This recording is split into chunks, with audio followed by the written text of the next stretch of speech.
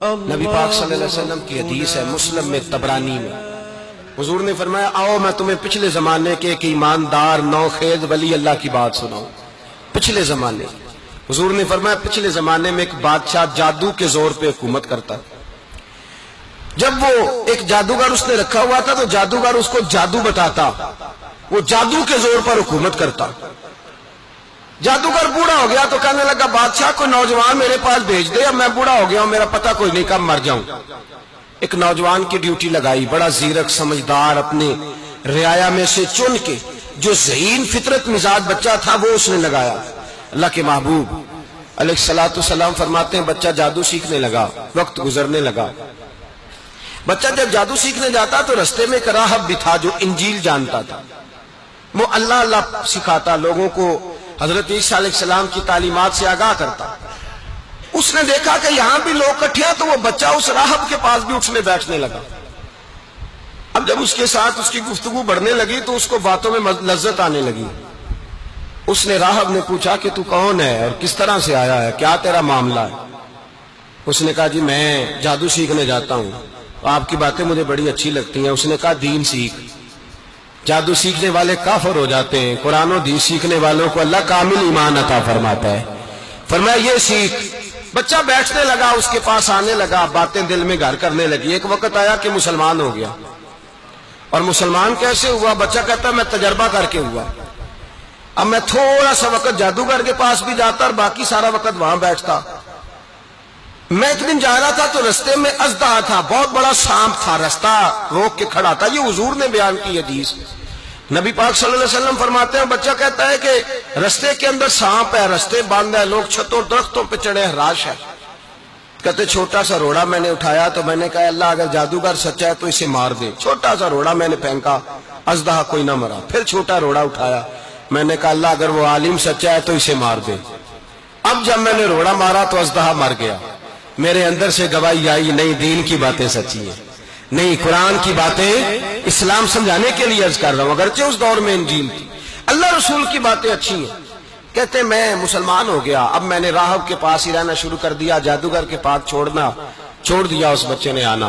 بادشاہ پوچھتا کہاں زیادہ وقت گزارتے ہو تو وہ بات گول کر دیتا، وقت تیزی سے بڑھنے لگا۔ اللہ نے اس نوجوان میں طاقت پیدا کر دی، اب وہ اس کے اندر نا اللہ نے توانائی روحانیت پیدا کر دی، ابھی جوان ہے، 14-15 سال عمر ہے۔ اللہ نے اب جو بیمار بھی آتا وہ دعا کرتا تو اللہ صحت عطا کر دیتا، جو بھی آتا۔ بادشاہ کا ایک درباری تھا، بادشاہ کو پنکھا جلتا تھا، وہ اندھا ہو گیا، کوئی ایسی تکلیف آئی کہ نابینا ہو گیا، بڑے علاج کرائے شفا نہیں ہوئی۔ کسی نے اس بچے کا پتہ بتایا کانوں میں، اس کے پاس گیا تو بچہ کہنے لگا شفا تو ہو جائے گی پر کلمہ پڑھنا پڑے گا، مسلمان ہونا پڑے گا، جس پیغمبر کا میں غلام ہوں تجھے بھی بننا پڑے گا، دین پہ عمل کرنا پڑے گا، اللہ شفا دیتا ہے۔ اس نے کہا تو مجھے کلمہ پڑھا، مجھے شفا دے، میں تیار ہوں۔ اس نے کہا شفا تو اللہ ہی دیتا ہے۔ اس نے اللہ تبارک و تعالیٰ کا ذکر کر کے دعا مانگی، یہ مسلم شریف میں حدیث ہے، طبرانی میں موجود ہے۔ اللہ نے اسے شفا دی، اس نے کلمہ پڑھنا شروع کر دیا۔ یہاں ایک نقطہ لکھا ہے ہمارے علماء نے، کہتے ہیں جب اللہ ولایت عطا کرتا ہے نا تو یہ سفید بالوں والے کا حصہ نہیں ہوتی۔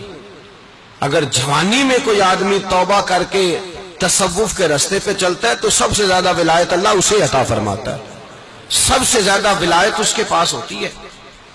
ابھی اس کے بال کالے ہیں، چڑھتی جوانی ہے، دعا کی تو اللہ نے، اور حدیث پاک میں موجود ہے کوڑے آتے تو شفا یاب ہو جاتے، اندھے آتے تو شفا یاب، برس والے آتے تو اللہ سے دے، جوان ہے۔ بادشاہ کے پاس وہ واپس گیا، وہ جو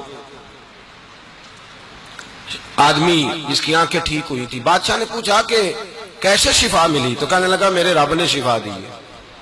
بادشاہ سجدے کراتا تھا، اپنے آپ کو منواتا تھا معاذ اللہ، کہنے لگا میرے علاوہ کون رب ہے؟ اس نے کہا وہی رب ہے جس نے تجھے پیدا کیا ہے، اور وہی رب ہے جس نے مجھے اندھے کو آنکھیں دی ہیں، وہی ہے میرا مالک۔ کہا اچھا تو مجھے نہیں مانتا؟ کہا نہیں میں اپنے رب کو مانتا ہوں۔ بادشاہ نے اسے سزا دی، ستایا، اس نے بچے کا پتہ بتایا، پھر بچے کو بلا کے ستایا تو اس راہب کا پتہ بتایا، راہب بھی قتل ہو گیا، نابینا بھی قتل ہو گیا۔ بادشاہ نے کہا سپاہیوں سے اس بچے کو لے جاؤ، اور پہاڑ کی چوٹی پہ جا کے نیچے پھینکو تاکہ مر جائے. بچہ پہاڑ کی چوٹی پہ گیا تو ہاتھ اٹھا کے کہنے لگا یا اللہ میرے لیے نہیں اپنے لیے، میرے لیے نہیں اپنے لیے انہیں اپنی قدرت کے جلوے دکھا. میرے لیے نہیں، اللہ کے بندے اپنی جان بچانے کی دعائیں نہیں مانگتے، اپنے لیے انہیں اپنی قدرت کے جلوے دکھا. یہ دعا مانگی، جتنے لوگ ساتھ آئے تھے وہ سارے زمین پہ گرے اور سب مر گئے، پہاڑ سے گر کے مر گئے. بچہ واپس سیدھا بادشاہ کے پاس کہنے لگا لو بھائی میرے رب نے مجھے بچا لیا ہے. جوان کا ایمان دیکھو، میرے رب نے مجھے، بولو میرے اللہ نے مجھے ایمان کی گواہی دے رہا ہے، میں بچ گیا ہوں، تو جھوٹا ہے میرا رب سچا ہے. اس نے کہا لے جاؤ اس کو دریا میں، کشتی میں بٹھاؤ، بیچ دریا کے جا کے دھکا دے دو. بیٹھے کشتی میں، دریا کے بیچ گئے، اور جب جا کے وہاں اس کو دھکا دینے لگے تو اس نے کہا اللہ میرے لیے نہیں اپنے لیے انہیں اپنی قدرت کے جلوے دکھا. بس ایک طوفان سا آیا، جتنے سپاہی ساتھ آئے تھے ڈوب کے مر گئے. وہ بچہ اٹھا اور سیدھا پھر بادشاہ کے پاس، اسی کے پاس کہنے لگا لو بھائی میرے رب نے مجھے بچا لیا ہے، تیرے پاس آیا ہوں. وہ کہنے لگا تو کیا مصیبت میرے گلے پڑ گئی ہے، کیسے جان چھوٹے گی؟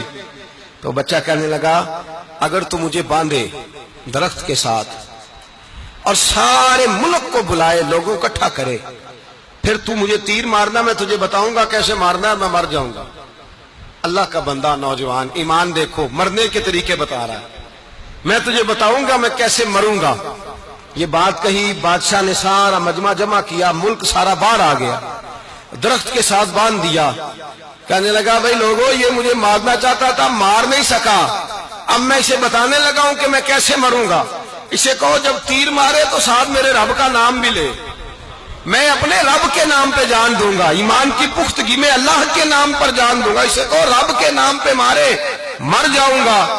بادشاہ نے اللہ کہہ کے تیر مارا، پیشانی میں لگا، بچے کی روح پرواز کر گئی. جتنا مجمع کھڑا تھا سارا کلمہ پڑھ کے مسلمان ہو گئے، سارے مسلمان ہو گئے سارے.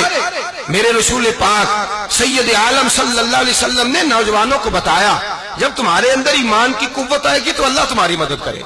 فرمایا وہ نوخیز ولی تھا، ابھی جوان رانا تھا، ابھی اس کی پیشانی پر جوانی کے آثار تھے، لیکن اس نے اللہ کو راضی کیا، رب کریم کو راضی. ولایت کا مطلب بڑھاپا نہیں، ولایت کا مطلب وہ نہیں کہ جب بڑا لمبا وقت گزر جائے تو پھر آدمی آئے کہ نہیں اب کیا کرنا ہے، اب مسجد ہی ہے، اب تو اس کے علاوہ گزارا ہی کوئی نہیں. تو اس وقت کا آنا اللہ کی بارگاہ میں قبول تو ہے، لیکن شاباشی اسی کو ملتی ہے جو جوانی کا وقت آئے.